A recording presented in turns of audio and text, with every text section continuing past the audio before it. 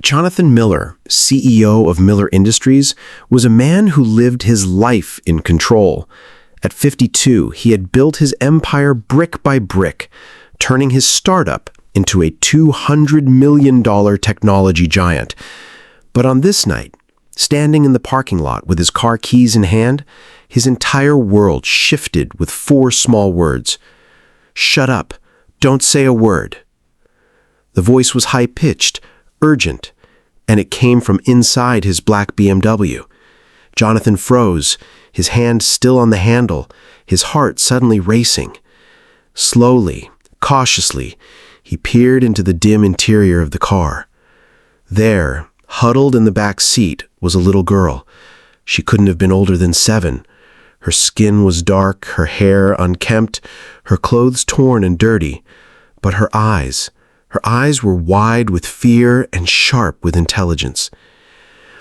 "They're listening," she whispered, barely moving her lips. She gestured toward the brightly lit building behind them. His building. "Your partner and his blonde wife.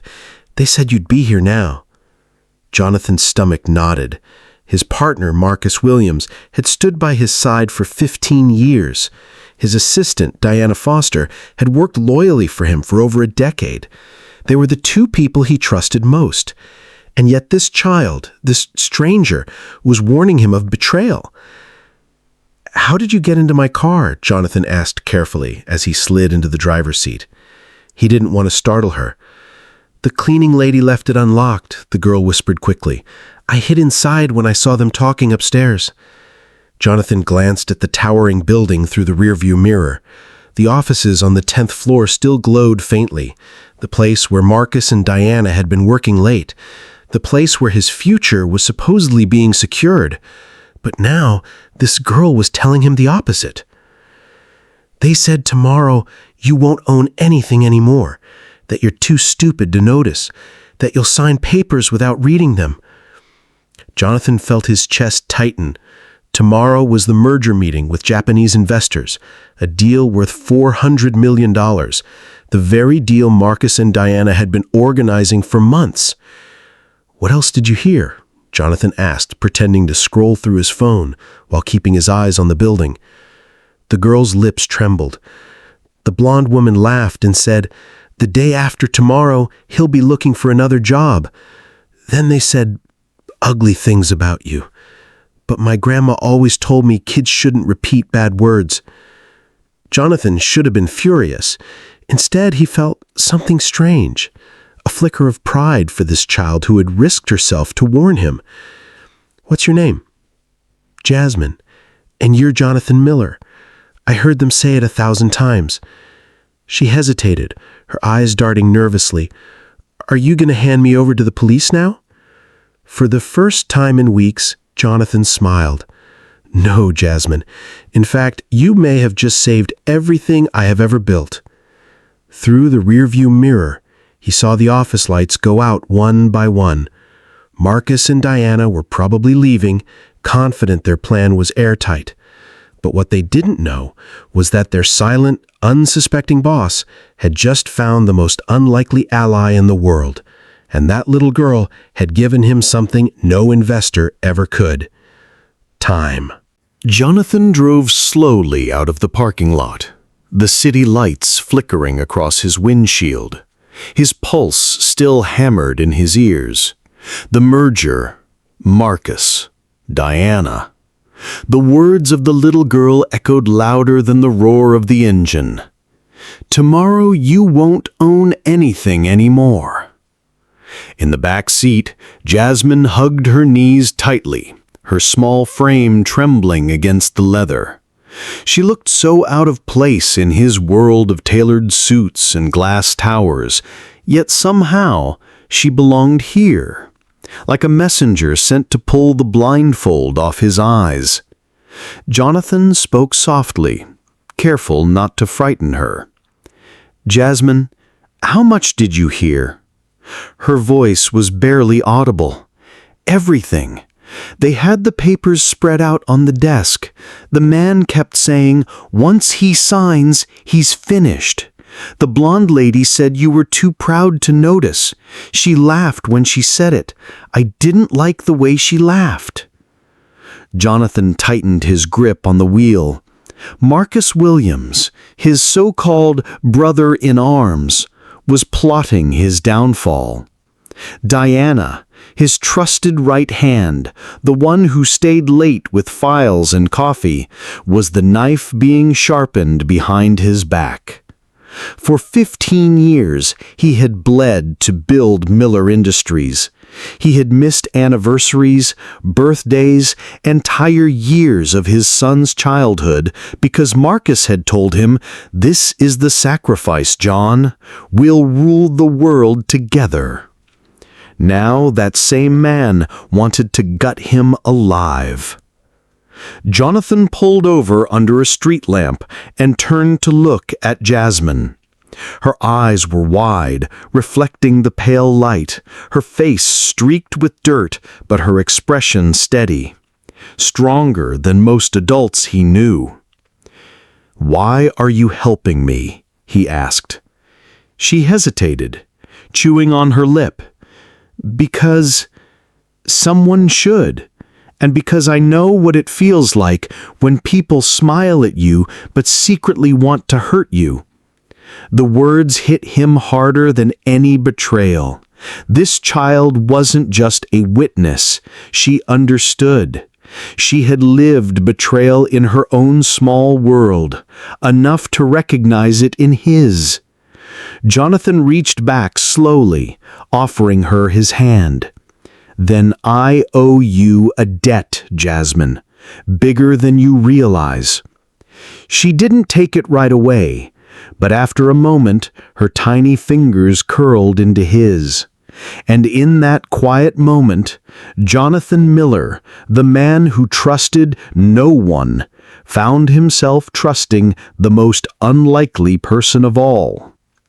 Above them, the skyscraper loomed like a giant coffin, its windows now dark. Inside, their enemies thought they had already won. But tomorrow, when the papers were laid before him, when Marcus smirked and Diana poured him coffee with her perfect red nails, they would discover something. Jonathan Miller was not alone anymore. He had a witness. He had a reason. And for the first time in years, he had fire in his chest again. Jonathan's penthouse apartment stretched high above the city like a fortress of glass and steel. Normally, when he stepped inside, the silence was a reward, a reminder of the empire he had built. But tonight, the silence was heavy, suffocating, filled with betrayal. He loosened his tie, dropped his keys on the counter, and turned to see Jasmine standing uncertainly in the doorway. She looked so small against the marble floor and endless windows, as if she didn't belong in this world of wealth and power. Yet Jonathan felt, strangely, that she was the only real thing in the room. "Come in," he said gently. "You're safe here." She shuffled forward, her shoes squeaking faintly. Her wide eyes moved from the chandelier to the polished bookshelves, like she'd stepped into a dream. Jonathan poured her a glass of water, sliding it across the counter. "Drink. You've had a long night." Her little fingers wrapped around the glass. She sipped, then whispered, "They really were going to steal everything from you, weren't they?" Jonathan leaned against the counter, staring out at the city skyline. The lights flickered like stars, but all he saw were shadows. "Yes," he admitted. "Marcus and Diana. I thought they were my family. Turns out, I was just the fool at the head of the table." Jasmine tilted her head. "Then don't let them win." Those 4 words struck him harder than any boardroom battle ever had. Don't let them win. Jonathan walked into his study, the walls lined with awards and contracts. He flicked on the lamp, pulled open drawers, spread papers across the desk. Numbers, shares, clauses. Every brick of the empire he had built now sat before him, and every crack Marcus had tried to carve into it glared back. Jasmine wandered in, clutching her glass, and stopped beside him. "You're going to fight them, aren't you?" He looked down at her, this child who had no reason to care, yet cared more than anyone else in his life. He saw courage in her eyes, the kind he had lost long ago. "Yes," he said, voice low but steady. "I'm going to fight them. Not tomorrow. Tonight. Right now." She blinked. But how? Jonathan's hand tightened on the pen. "By remembering who I am. By remembering this company was built on my sweat, my ideas, my sacrifices. They think I'll walk in tomorrow blind, but I won't, because of you." For the first time, Jonathan felt clarity. The fog of trust, of blind loyalty was gone. Marcus and Diana hadn't just underestimated him, they had forgotten he was a fighter. He turned back to Jasmine. "You're staying here tonight. This is your safe place now. Tomorrow we win." Jasmine gave the smallest nod, and for the first time since she crawled into his car, her lips curved into a smile. Outside, thunder rumbled across the horizon, rolling through the night sky. And inside, Jonathan Miller sharpened his weapons, not of steel, but of strategy. Tomorrow, the hunters would become the hunted. Morning broke with a sky painted steel gray, as if even the heavens knew a storm was coming. Jonathan adjusted his cufflinks in the mirror. The man staring back at him was not the weary, betrayed CEO of last night. His eyes were sharper now, his jaw set with quiet fire. Behind him, Jasmine sat cross-legged on the couch in one of his crisp white shirts, the sleeves dangling over her tiny hands. She looked like a soldier waiting for news of battle. "You'll win today," she whispered, as if casting a spell over him. Jonathan allowed himself a small smile. "I don't plan to do anything else." By 9 a.m., the boardroom was alive with the buzz of expensive perfumes, clinking coffee cups, and rustling papers. The long mahogany table gleamed under the cold light. Marcus Williams sat at the far end, his suit perfectly tailored, his grin smug and practiced. Beside him, Diana leaned close, her manicured nails tapping against a folder, the very folder that held Jonathan's ruin. They looked up as he entered. "Jonathan," Marcus boomed, rising with fake warmth. "We were just going over the final documents. Big day, my friend." Jonathan shook his hand briefly, the touch colder than marble. "Yes, Marcus, a day to remember." Diana slid the folder across the table. "Just signatures left, Mr. Miller. Once you sign, the Japanese investors wire the funds immediately. Smooth as silk." Her smile was syrup, but her eyes were knives. Jonathan didn't sit. He remained standing, commanding the room with quiet authority. Slowly, deliberately, he opened the folder. The papers whispered betrayal, hidden clauses, transfer of controlling shares, legal chains disguised as opportunity. He let the silence stretch until even the investors shifted uncomfortably in their seats. Finally, Jonathan raised his head. His voice was calm, but every syllable struck like steel on stone. "You really thought I wouldn't notice?" Marcus blinked, his mask slipping. "Excuse me?" Jonathan slammed the folder shut, the sound cracking like thunder. "This isn't a merger, it's theft. You were going to strip me of my company, sign me out of my own legacy, and laugh while I bled." The room went still. Even the air froze. Diana leaned forward, her voice sharp. "Jonathan, you're imagining things. These are standard terms. You're tired." "No." His voice cut her like a blade. "I'm awake now, more awake than I've been in years." He turned to the board, to the investors, to every witness in the room. "This company was built with my blood, my family's sacrifices, and the trust of people who believed in me, and I will not let it be gutted by greed dressed in silk ties." Marcus's face darkened, the charm gone. "You can't prove." Jonathan's eyes locked onto him unflinching. "I don't need to prove anything, because the proof is already here, and the people in this room are going to hear it." He pulled out his phone, placed it on the table, and pressed play.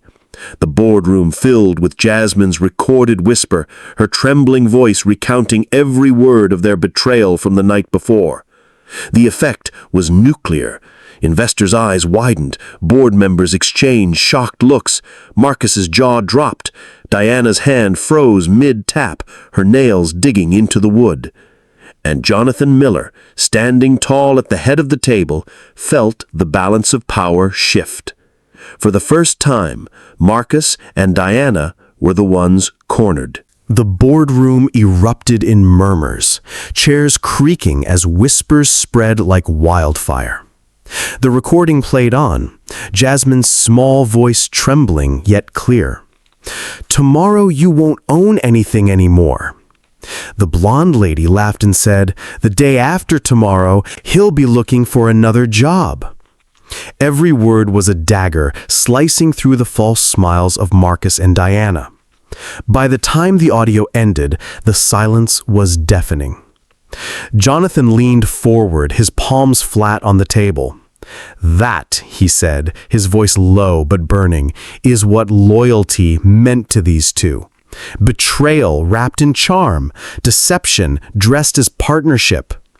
Marcus shot up from his chair, his face flushed red. "This is outrageous. You're seriously going to let the words of some street rat?" "Enough," Jonathan thundered, his voice booming through the boardroom. "That street rat has more honesty in her small hands than you've shown in 15 years. Diana tried to salvage control, her smile trembling. "Jonathan, don't do this. The investors." "The investors?" Jonathan turned, addressing the room with fiery conviction. "These people put their trust in me, in Miller Industries, not in a puppet show run by thieves.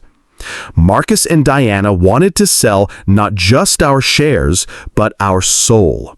They wanted to bleed us dry while smiling in our faces." The investors shifted uncomfortably. Some glared at Marcus, others nodded slowly at Jonathan. The tide was turning. Jonathan's eyes locked on Marcus, who was now sweating, his bravado cracking.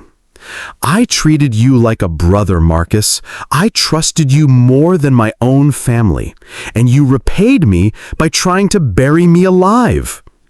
He turned to Diana, whose perfect nails trembled against her coffee cup. "And you, the assistant who swore you had my back. You brought me files at midnight, smiled when I was too tired to smile myself, and all the while you were sharpening the knife to cut me open."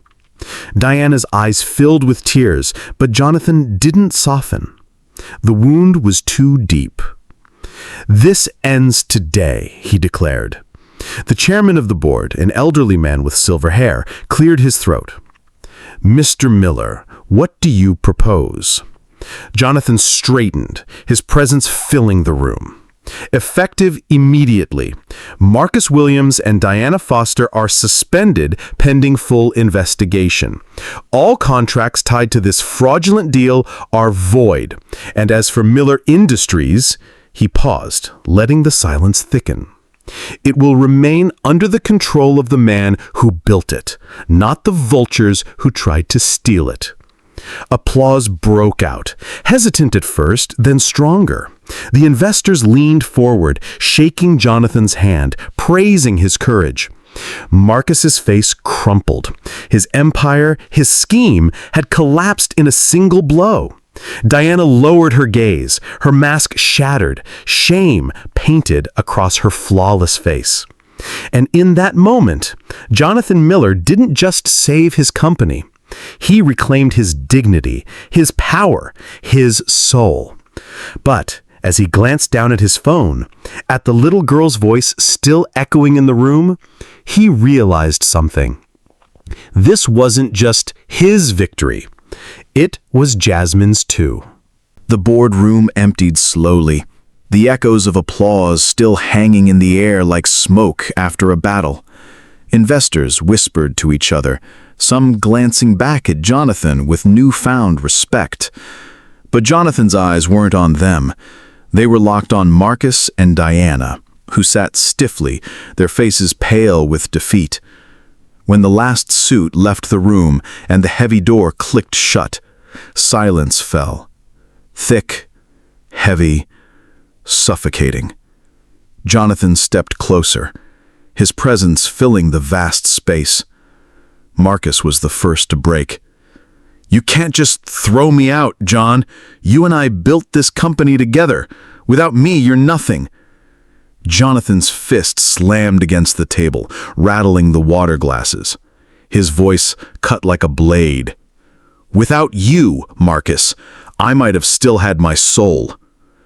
Marcus flinched, his mouth opening but no words coming out. Jonathan turned to Diana. She had always been composed, the perfect professional, but now her hands trembled as she clutched her folder like a shield. "Why?" Jonathan demanded. His voice was raw, torn between fury and heartbreak. "I let you into my world, into my late nights, my vulnerabilities, and you sold me out for a higher paycheck." Tears welled in Diana's eyes. "It wasn't about the money, Jonathan. Marcus said you were slipping, that you'd lose everything and drag us down with you. I was afraid." Jonathan shook his head, a bitter laugh escaping. "Afraid? I was the one who stayed up awake for years holding this company together. You weren't afraid of my failure. You were afraid of missing the chance to profit from it." For a long, heavy moment, no one spoke. The betrayal hung between them, poisonous and sharp. Jonathan finally straightened, his voice calmer now, colder. "You'll both leave this building today. No fanfare, no farewell speeches, just silence, because that's what betrayal deserves." Marcus's jaw clenched. "You think you've won, John? This isn't over." Jonathan stepped closer, his eyes burning. "It is over. And the next time you try to rise, Marcus, remember this. You didn't lose to me. You lost to your own greed." He turned toward Diana one last time. His voice softened, almost mournful. "I could have forgiven mistakes, but not treachery." And with that, Jonathan walked out, leaving the two people who had once been his closest allies sitting in the ruins of their own choices. Out in the corridor, Jasmine was waiting, small, quiet, her eyes searching his face. Jonathan knelt to meet her gaze. "It's done," he said softly. "They can't hurt us anymore." Jasmine's lips curved into the faintest smile. "Told you not to let them win." For the first time in years, Jonathan felt something loosen inside his chest. Not just victory, not just relief, something deeper. Hope. The city was still waking when Jonathan returned to his office. Sunlight spilled through the tall windows, painting the glass walls gold. For the first time in months, he felt the weight of betrayal lift from his shoulders. But sitting across from him on the leather chair was the reminder that this battle wasn't just about business. It was about life. It was about her. Jasmine sat swinging her legs nervously, her big eyes wandering around the office filled with awards, photos, and books. Her small hands clutched the glass of orange juice his secretary had brought. She looked out of place here, yet Jonathan couldn't imagine the room without her. He leaned forward, folding his hands. "Jasmine," he said softly, "I need to ask you something important. Where's your family?" Her gaze dropped to the floor. For a moment, she didn't speak. Then, in a voice fragile as glass, she whispered, "I don't have one. My mom, she left. My dad's in prison. I live with my grandma, but she's sick, Sometimes she can't even get out of bed. That's why I was at your building last night. I was supposed to wait for her, but then I heard them talking." Jonathan's heart clenched. He'd spent years chasing deals worth millions, yet in front of him sat a little girl who had nothing, and still chose courage. "You risked everything," he said, his throat tightening. "For me, a stranger." Her shoulders lifted slightly. "My grandma says, sometimes you have to help people, even if it costs you, because maybe one day someone will help you back." Jonathan felt something stir deep in his chest. The words weren't just innocent, they were truth, the kind he had long forgotten. He stood, walked around the desk, and knelt in front of her. "Jasmine," he said softly, "you don't have to fight alone anymore. From today, this office, this company, this life, it's as much yours as it is mine. You've given me a second chance, and I'm going to give you one too." Her eyes widened, shimmering with disbelief. "You mean I can stay?" Jonathan smiled, the first genuine smile in years. "Not just stay. You belong." At that moment, his assistant entered quietly with files, her brows arching in surprise at the sight of the girl. Jonathan looked up and for once didn't feel the need to explain. Instead, he placed a steady hand on Jasmine's shoulder and spoke with quiet pride. "Meet Jasmine. She's the reason Miller Industries still stands today. And from now on, she's part of this family." Jasmine's lips trembled, but then a radiant smile broke through, lighting up the office brighter than the morning sun. For Jonathan Miller, it wasn't just the office of business. It had become the office of second chances. Days turned into weeks, and what began as an unlikely alliance slowly grew into something deeper. Jonathan Miller, the man who once measured his life in contracts and board meetings, now found himself measuring it in small, unexpected moments. It was Jasmine who changed everything. She would wait in his office after school, her backpack spilling crayons across his mahogany desk. While he negotiated million-dollar deals over the phone, she quietly sketched castles, stars, and sometimes, without realizing, sketched him.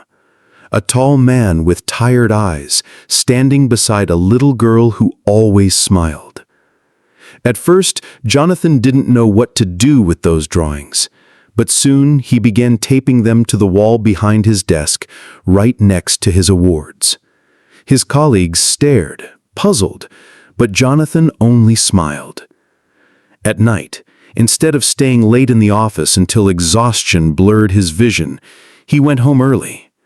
Jasmine would sit on the couch in his penthouse, wrapped in a blanket too big for her, watching old movies with popcorn balanced on her knees. She laughed at parts Jonathan hadn't found funny in decades. And somehow he laughed with her. One evening, as the city glittered outside, Jasmine turned to him with a simple question. "Do you ever get lonely up here?" Jonathan paused. He had lived years in silence, in empty rooms where the echo of his own footsteps was the only company. He had told himself that was strength, that needing no one was victory. But looking at Jasmine, her wide, innocent eyes waiting for his truth, he finally admitted what he had never dared. "Yes," he said softly, "I used to be. Every single night." Jasmine tilted her head, a small smile tugging at her lips. "Not anymore." The words pierced him, not painfully, but like light breaking through a window sealed for too long. He realized she was right. The loneliness had been replaced by laughter, by questions, by crayons, by presence. Jonathan had saved his company, but Jasmine had saved something greater, his heart. And in return, he began to show her a world where she wasn't forgotten. He made sure her grandmother received the best care. He hired tutors for Jasmine, not because she wasn't smart, she was brilliant, but because he wanted her to have every opportunity she deserved. Together, they began to heal. A powerful CEO and a little girl who had nothing, yet gave everything. Their bond wasn't born from blood, but from choice. And sometimes, that bond is the strongest of all. Spring came quietly, carrying with it the scent of fresh beginnings. Miller Industries, once teetering on the edge of betrayal, now pulsed with new life. The board had rallied behind Jonathan, investors returned with trust stronger than before, and for the first time in years, the company wasn't just surviving, it was thriving. But the real change wasn't in the numbers, it was in Jonathan himself. He no longer walked into the office with the weight of the world pressing down on his shoulders. Instead, he arrived each morning with Jasmine skipping beside him, her laughter echoing through the marble halls. Employees who once feared their CEO's cold, distant gaze now smiled at the sight of him, carrying a little girl's backpack, crayons spilling out of the side pocket. During meetings, Jonathan was sharper, more decisive, but also more human. He listened, really listened, not just to figures and reports, but to the people behind them. He had learned through Jasmine that power without heart was just emptiness dressed in a suit. At home, the change was even more profound. His penthouse, once a shrine of silence, had become a place of warmth. Books lay scattered across the couch, cartoons played faintly on the TV, and Jasmine's drawings covered the refrigerator door like a gallery of hope. For years, Jonathan had thought success was measured in square footage and bank accounts. Now he realized it was measured in laughter before bedtime and a child's voice saying goodnight. One evening, as they stood on the balcony overlooking the city, Jasmine leaned against the railing, her small face glowing in the twilight. "You're different now," she said. "Different how?" "You smile more. And when you talk, it's not just about money, it's about people." I may have needed someone to remind me what really matters. Her eyes shone as they spoke. "It's because it's family." The word family hung in the air, soft and powerful. Jonathan felt something stir deep inside, a truth he had been circling for weeks. He wasn't just giving Jasmine a second chance, she was giving him one too. As the city lights flickered alive below, Jonathan made a silent vow. The empire he rebuilt would not just be built on profit, but on purpose. And his life, once defined by empty victories, would now be defined by love, belonging, and the little girl who walked into his car and changed everything. It was no longer just Miller Industries. It was their new beginning. Years later, when people spoke of Jonathan Miller, they didn't just talk about the billionaire who had saved his empire from betrayal. They spoke of the man who changed the very meaning of power. The offices of Miller Industries gleamed brighter than ever, but the true legacy wasn't the towering skyscrapers or the record-breaking profits. It was the culture of kindness, loyalty, and second chances that flowed through its halls, values planted by a little girl's whisper in the back seat of a car.